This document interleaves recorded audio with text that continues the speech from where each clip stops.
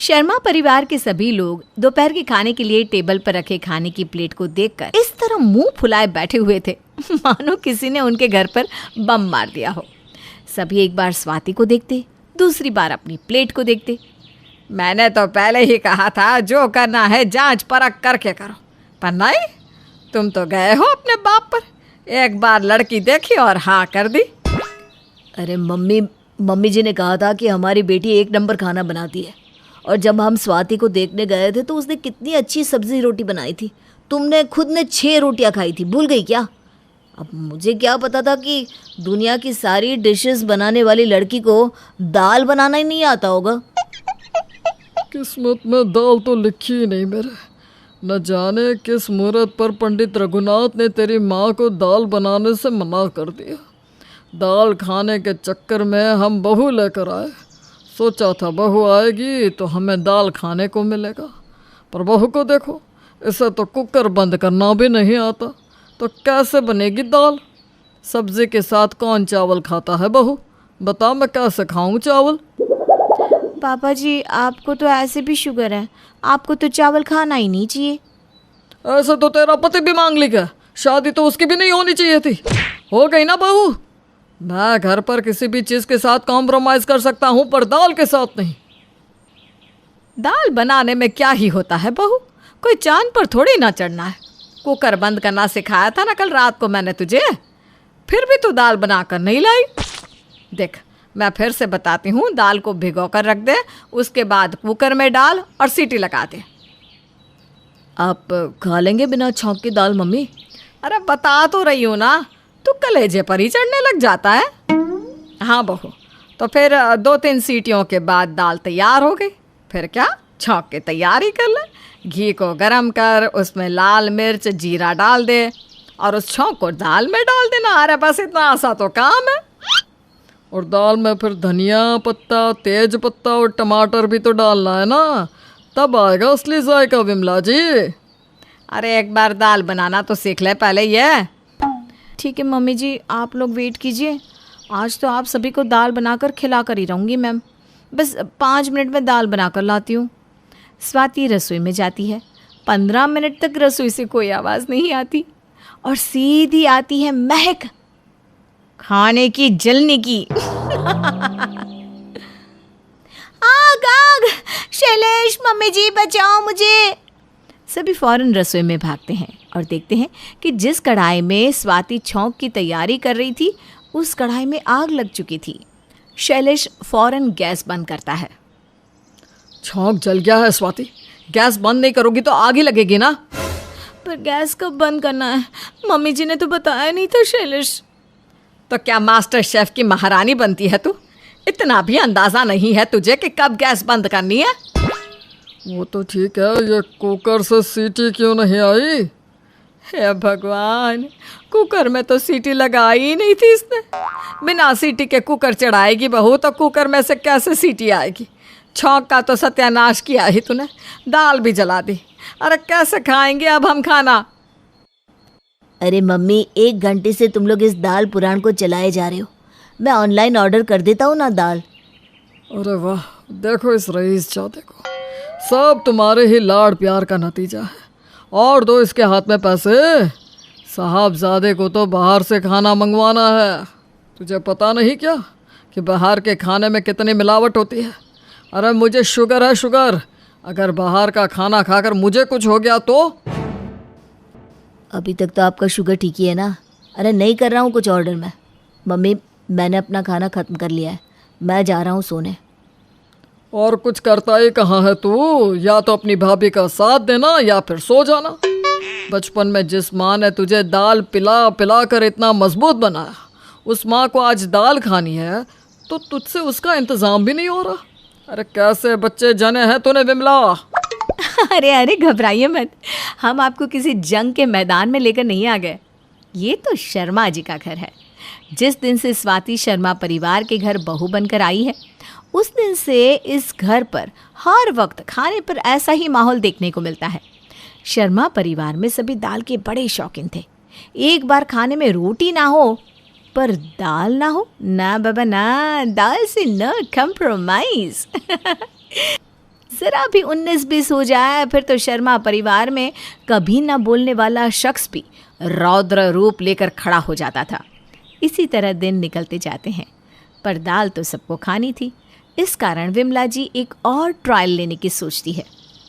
शैलेश की पत्नी तो आ गई, पर अब प्रेम के केस में ये गलती नहीं करेंगे।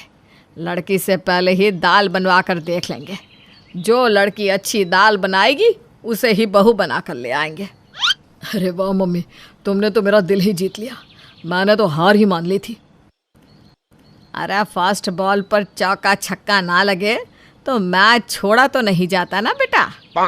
और क्या था, विमला जी एक लंबी लिस्ट तैयार कर लेती है प्रेम के लिए देखने वाली लड़कियों की, और एक एक कर सभी लड़की वालों को डेट दे देती है।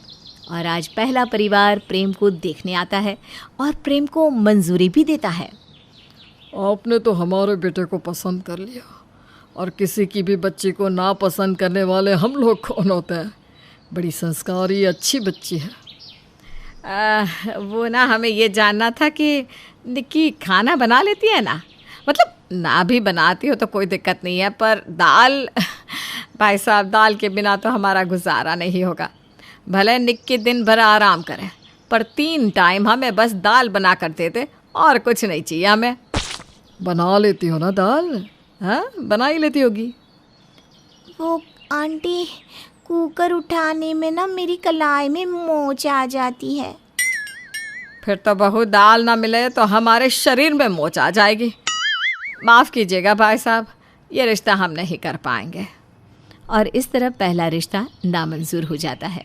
इसी तरह 4 दिन 4 और अलग अलग रिश्ते नामंजूर होते जाते हैं। इस बात की खबर जैसे ही प्रेम की गर्लफ्रेंड को लगती है, वो प्रेम को कॉल करती है। व्हाट इज़ दिस प्रेम?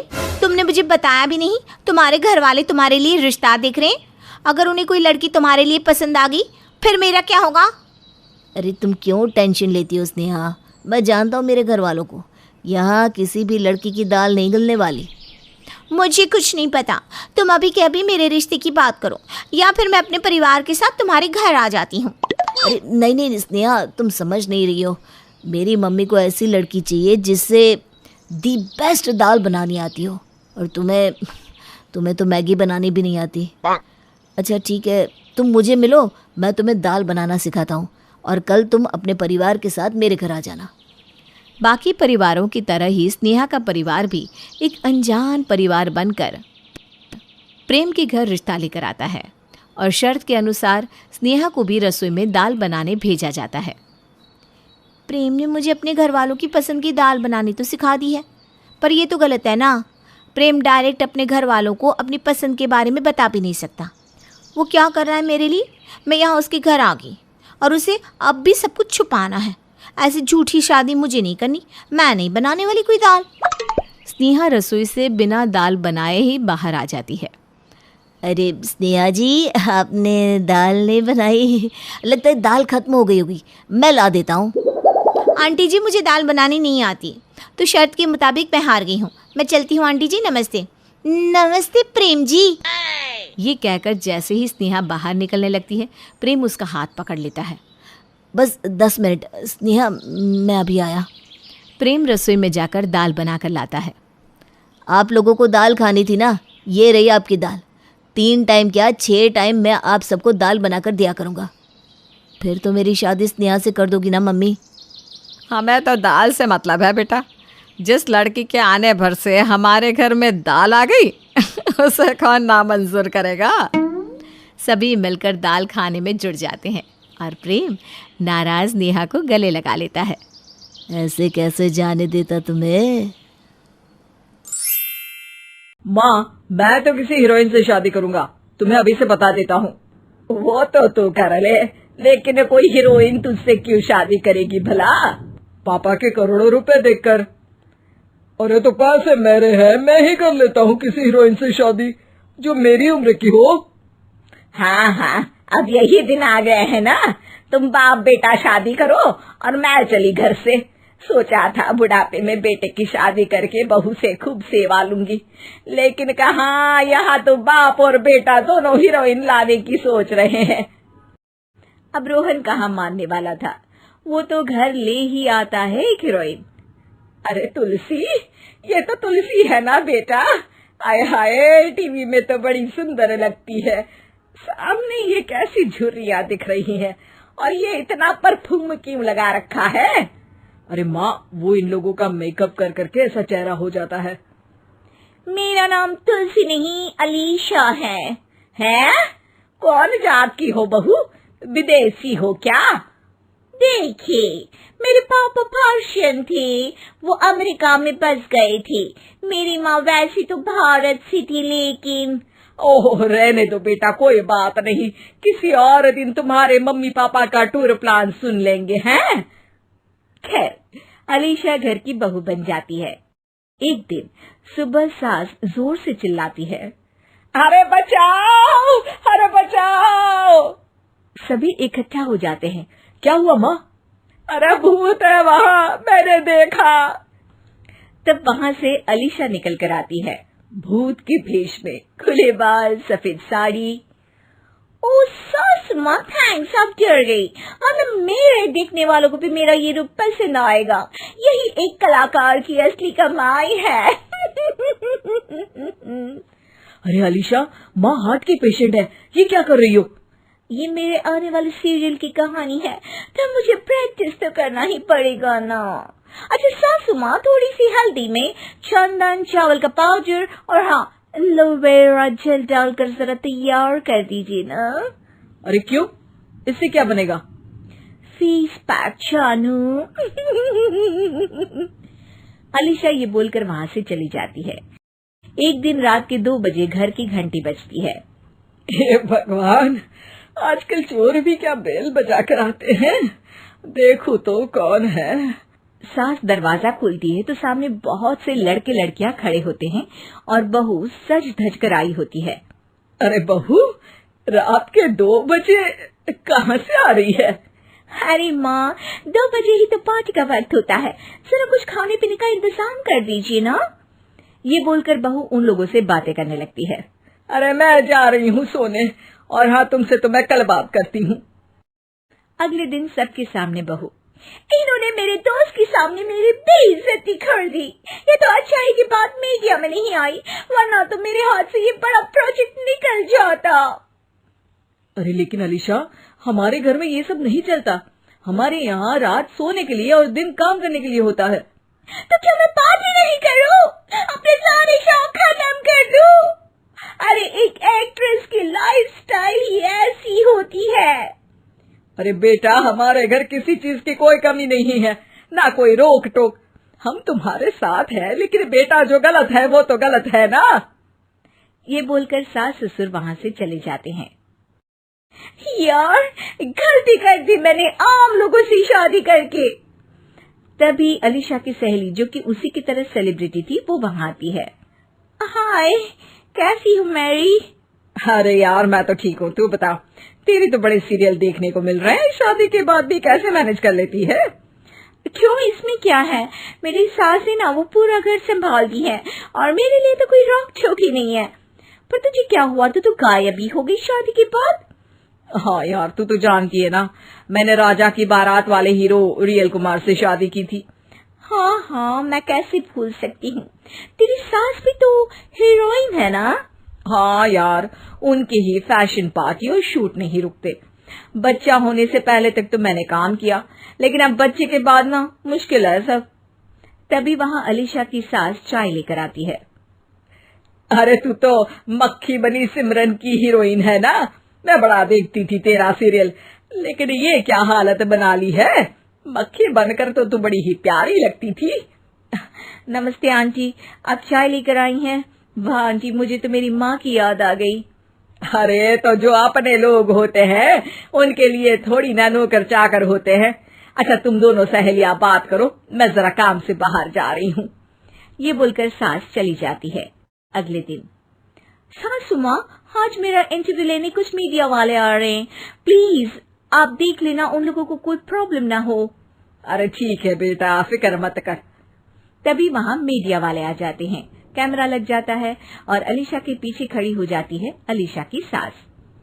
अरे ये पीछे आंटी जी कौन है? आंटी जरा हटिए। अरे कहाँ चांद में दाग सा लगा रही है। सास को कैमरामैन की बात अच्छी नहीं लगती, वो अलीशा समझ जाती है। माफ करना, वो गलती से। वो वहां से निकल ही रही होती है कि अलीशा सास का हाथ पकड़ लेती है। सास को हैरानी होती है, ये मेरी सास है, कोई दाग नहीं, और जो आप मेरी चमक देख रहे हैं उसे रोशनी यहीं से मिलती है। अरे मैम, कहाँ बुरा मान रही है छोटी छोटी बात का। आपको तो पता है हमारे चैनल में इंटरव्यू के बाद आपका करियर और चमक जाएगा। करियर से ज्यादा जिंदगी का चमकना जरूरी है, जो मेरे परिवार के साथ ही है। और हाँ, ये स्क्रिप्ट नहीं है, चलो निकलो यहाँ से। भाभी जरा मेरा टिफिन दे दो, कॉलेज के लिए लेट हो रही हूँ। ये ले बेटी तेरा टिफिन। तभी रमन भी वहां आ जाता है। माँ, तुम अकेले ही सारा काम क्यों कर रही हो? प्रतिज्ञा कहाँ है? तुम्हें उसकी फिटनेस का तो पता है ना, बैकयार्ड में एक्सरसाइज कर रही है। फिटनेस और एक्सरसाइज वगैरह ठीक है, लेकिन उसे घर के काम में तुम्हारी मदद भी तो करनी चाहिए। अरे ठीक है, सीख जाएगी। जब तक मैं हूं तुम्हें किस बात की फिक्र? हाँ। इसके बाद रमन और उसकी बहन दोनों घर से निकल जाते हैं और सास घर के कामों में व्यस्त हो जाती है। वहीं दूसरी तरफ प्रतिज्ञा अपनी एक्सरसाइज पूरी करके थकी हुई गार्डन में ही बैठ जाती है। आज तो पूरे 2.5 घंटे एक्सरसाइज कर ली। Now I am tired. थोड़ी देर आराम करके फिर शाम को योगा करूंगी। प्रतिज्ञा अपने कमरे में जाकर सो जाती है। सुबह से शाम हो जाती है। रमन और रेखा भी घर वापस आ जाते हैं, पर प्रतिज्ञा अभी तक कमरे से बाहर नहीं निकलती, जिस पर एक बार फिर अपनी माँ को अकेले काम करते हुए देखकर रमन उनसे कहता है, माँ, तुम हर समय अकेले काम में लगी रहती हो, आखिर प्रतिज्ञा पूरा दिन करती क्या है? बेटा वो थक कर आराम कर रही है, आ जाएगी। तुम हाथ मुंह धोकर डिनर करने आ जाओ। रमन बिना कुछ बोले वहां से चला जाता है। थोड़ी देर बाद वो सब डिनर करने बैठते हैं, तभी प्रतिज्ञा भी वहां आ जाती है और डिनर में बने खाने को देखकर बोलती है, मम्मी ये क्या, सब कुछ तला भुना बनाया है। यू नो, ऐसा खाना आप सब और मेरी हेल्थ के लिए कितना खराब है। प्रतिज्ञा, तुम खुद कभी माँ की मदद करती नहीं और ऊपर से खाने में नुक्स निकाल रही हो।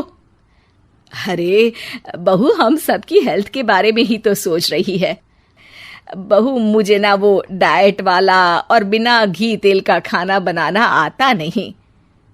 कुछ नहीं होता मम्मी, वो भाभी बना लेगी। आखिर इतनी फिटनेस फ्रीक है, डाइट फूड बनाना भी जरूर आता होगा। वो सब डिनर करके सोने चले जाते हैं। अगली सुबह फिर हमेशा की तरह प्रतिज्ञा अपनी एक्सरसाइज और योगा करने लगती है और उसकी सास घर का सारा काम, जिसे करते हुए अचानक उनकी तबीयत खराब हो जाती है और सीने में दर्द शुरू हो जाता है। मर गई बहू। रमन, अरे कोई तो सुनो। और इसी बीच वे बेहोश हो जाती हैं। सास की आवाज सुनकर प्रतिज्ञा और उसका पति भागते हुए रसोई में आते हैं, जिसके बाद उन्हें लेकर अस्पताल जाते हैं। डॉक्टर प्रतिभा की सास का चेकअप करके कहते हैं, अरे इनका कोलेस्ट्रॉल लेवल तो बहुत हाई है और दिल भी कमजोर होता जा रहा है। इनका लाइफस्टाइल और खाने पीने की आदत बदलनी होगी। सिर्फ light and non oily food ही खाना है और कुछ समय तक पूरा रेस्ट, साथ में कुछ एक्सरसाइज या योगा करे तो अच्छा रहेगा। पूरी जांच के बाद डॉक्टर उन्हें घर भेज देते हैं। अब घर का सारा काम प्रतिज्ञा को करना पड़ता है, जिससे वो अपनी सास के साथ पूरे घर को डाइट फूड खिलाना शुरू कर देती है। प्रतिज्ञा, ये क्या बेस्वाद और फीका खाना है, मैं ये सब नहीं खाने वाला। हाँ भाभी, बीमार तो मम्मी है, फिर हम ऐसा खाना क्यों खाएं? प्रतिज्ञा किसी की बात पर कोई ध्यान दिए बिना सास को बढ़िया एक्सरसाइज कराने के साथ कुछ ना कुछ गड़बड़ करते हुए घर का काम करती रहती है। एक शाम रमन प्रतिज्ञा से चाय मांगता है। ये लीजिए, पर मैंने इसमें चीनी थोड़ी कम डाली है। रमन चाय पीता है और तुरंत ही उसे दोबारा कप में पलट देता है। अर्र, कौन सा जहर है? अरे जहां खाने में नमक डालना होता है वहां डालती नहीं और इसमें नमक ही नमक भर दिया। उई माँ, सॉरी, मैं दूसरी चाय बना देती हूँ। अरे रहने दो, तुमसे फिटनेस का ध्यान रखने के अलावा और कुछ नहीं हो सकता। इसके बाद प्रतिज्ञा कपड़े धोने जाती है, जिसमें वो रंगीन और सफेद सब कपड़े एक जगह मिक्स कर देती है, जिससे एक कपड़े का रंग दूसरे पर चढ़ जाता है और उसी वजह से रेखा की नई ड्रेस खराब हो जाती है। भाभी, ये आपने क्या किया? मेरी नई ड्रेस थी, सारी खराब कर दी। सॉरी रेखा, मुझे पता नहीं था और मैंने सारे कपड़े एक साथ ही वॉशिंग मशीन में डाल दिए। जहां एक तरफ प्रतिज्ञा घर के हर काम में रोज कोई ना कोई ब्लंडर करती, वहीं सास को एक्सरसाइज कराने और हेल्दी फूड खिलाने में कोई कमी नहीं छोड़ती, जिस वजह से जल्द ही उसकी सास पहले से भी अच्छी हो जाती है। हेल्दी फूड तो ठीक है, पर बहू आज हम खीर बनाएंगे। मम्मी, मुझसे खाना तो ठीक तरह बनता नहीं, खीर कैसे बनाऊंगी? और अगर अच्छी नहीं बनी तो रमन गुस्सा हो जाएंगे। अरे कोई गुस्सा नहीं होगा, और देखना खीर भी बहुत स्वादिष्ट बनेगी। प्रतिज्ञा की सास उसके साथ रसोई में जाकर उसकी मदद करते हुए खीर बनाना सिखाती है, जिसे खाकर रमन तारीफ करते हुए कहता है, वाह क्या टेस्टी खीर बनी है, मजा आ गया आज तो। आज ये खीर प्रतिज्ञा ने बनाई है। क्या बात, आखिर तुम खाना बनाना सीख ही गई? पूरा तो नहीं सीखा, पर सीख रही हूँ। और इसमें मैं अपनी बहू की बिल्कुल वैसे ही मदद करूंगी जैसे इसने एक्सरसाइज करने में मेरी मदद की। अब प्रतिज्ञा घर के काम में सास की मदद करने लगती है और उसकी सास एक्सरसाइज में प्रतिज्ञा को कंपनी देने लगती है, जिस पर दोनों सास बहू की जोड़ी को देखकर रेखा और रमन भी इंस्पायर हो जाते हैं। आज के बाद हम भी आपके साथ एक्सरसाइज करेंगे। अब पूरा परिवार एक साथ एक्सरसाइज करके डाइट फूड खाने लगता है। घर की बहू शीना को इस बात का बड़ा घमंड था कि जिस काम में वो हाथ डालती थी वो काम अच्छा हो ही जाता है। शीना की हर बात में हाथ का इस्तेमाल जरूर होता था। एक दिन शीना का पति आकाश उससे कहता है, कल जो वो भिंडी बनाई थी ना तुमने, वाह वाह वाह वाह, मजे आ गए। मैंने अपने हाथों से बनाई थी। मेरे हाथों में वैसे भी जादू है, जिस चीज को छू लेती हूँ सोना बन जाती है। अब ये थोड़ा ज्यादा हो रहा है। मतलब अगर हर चीज को छू के सोना ही बना देती हो तुम, तो हमारे नाम के पीछे भी अंबानी ही लगा देते हम। चुप रहो, मुंह पे हाथ रख लो, कुछ भी बोलते रहते हो। शीना की सास बगिया से पूजा के लिए फूल चुन रही थी। सुंदर, अति सुंदर, कितने प्यारे गुलाब के फूल हैं, भगवान जी खुश हो जाएंगे। मैंने अपने हाथों से जो पौधा लगाया था, मेरे हाथों की कोई भी चीज बेकार नहीं जाती। हाँ बेटा, सही कह रही है, इसीलिए तो तुम्हारे पिताजी से मैंने अपने बेटे के लिए तुम्हारा हाथ मांगा था।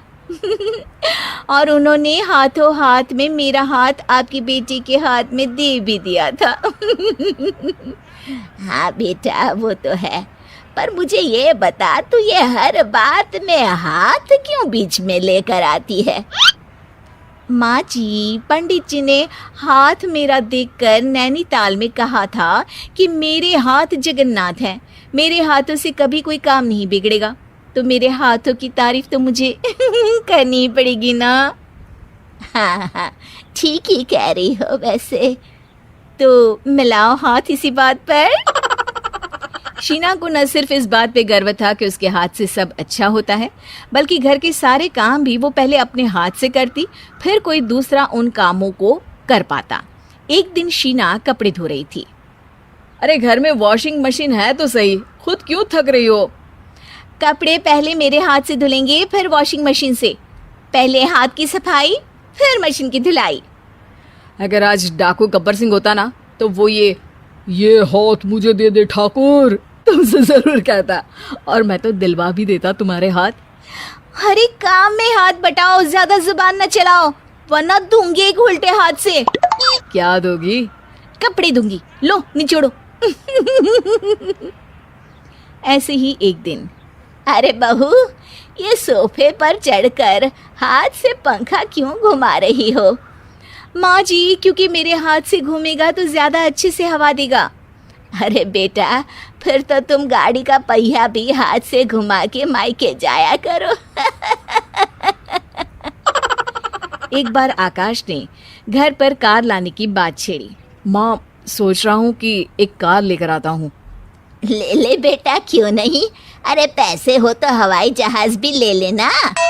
हाँ, पैसा तो हाथ का मेल है, ले लेते हैं। इस हाथ पैसे देंगी, उस हाथ कार ले लेंगी। मुझे तो लगता है कि बहू कार भी अपने हाथों से धक्का लगाकर घर लाएगी। वो तो नहीं करूंगी, लेकिन सबसे पहले स्टीयरिंग पर हाथ मैं ही लगाऊंगी ताकि गाड़ी का आना शुभ हो। अरे घर ले आने तो दो, फिर हाथ लगा लेना। लेकिन शीना नहीं मानती।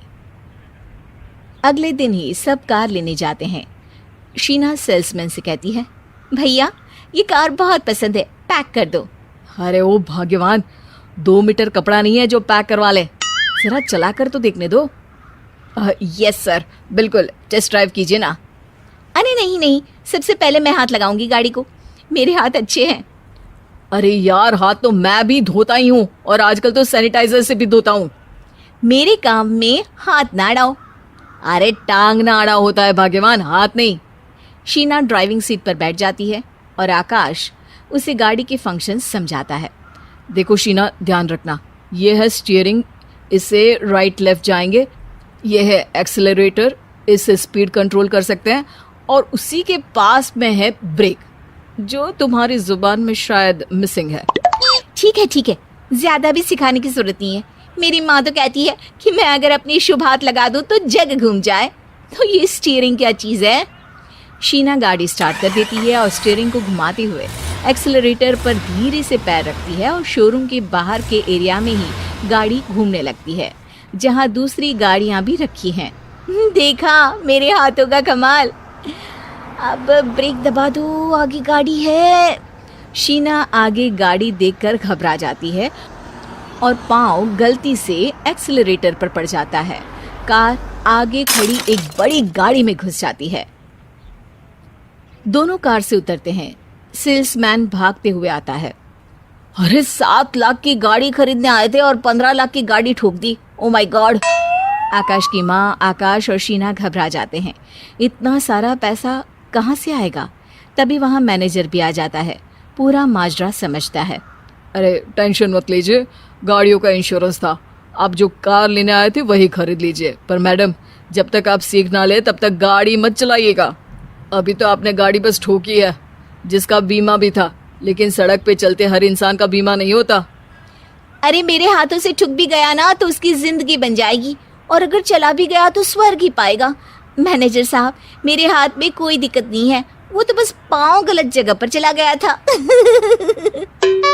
शीना की बात सुनकर आकाश अपना सर पीटता है और उसकी सास अपने हाथ से खुद का मुंह छिपा लेती है और मैनेजर हाथ जोड़कर माफी मांग लेता है।